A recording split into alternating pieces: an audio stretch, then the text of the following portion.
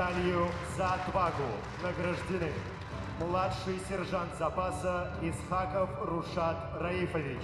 Шәршәмбе көн Рөстәм Миңнеханов Рушат Исхаковка батырлык өчен медален тапшырды. Әлеге бүләк аңа яу кырында күрсәткән каһарманлыгы өчен бирелде. 31 яшьлек егет кечкенәдән ватанны сакларга хыялланган булам. Армиядә ракета гаскәрләрендә хезмәт итәм. Махсус хәрби операция башлануга Рушат ил сагында торырга дигән карарга килә.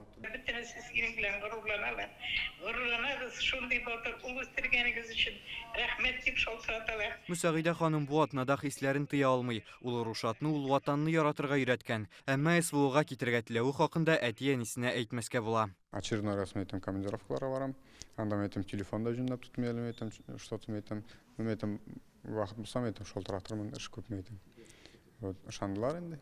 Киттем. Ну, мин гомумән әти-әниләрне алдалган юк. Шуңа күрә ышаналар инде.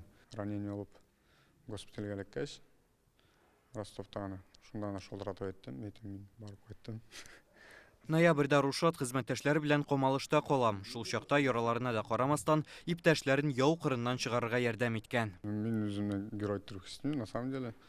Мин считаю, һәрбер кешенең үзенең долг, үзенең туган җиреннән. Рушат Исхаков махсус хәрби операциядә Дмитрий Орлов белән бер батальонда хезмәт итә. Ул да каһарманлыгы өчен Татарстан рейсы кулыннан батырлык өчен медален алды.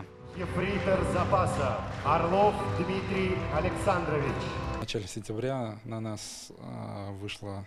Сентябрь башында каршы якның штурм төркеме безгә һөҗүм итте. Пулеметлардан атып, без 13 кешегә каршы тора алдык. Бу берлеш алгы сызыкта барды. Бу хәлиткеч һөҗүм кебек иде. Шуның өчен бүләкләделәр дип уйлыйм. Дмитрий Орлов СВО зонасында 3 ай була. Башкалардан аермалы буларак аның хәрби тәҗрибәсе дә юк. Динамо Казан хатын-кыз волейбол клубында эшләгән. Үзендә ватанпәрвәрлек, әдәбият аша тәрбияләнде ди. За свой народ, за свой язык.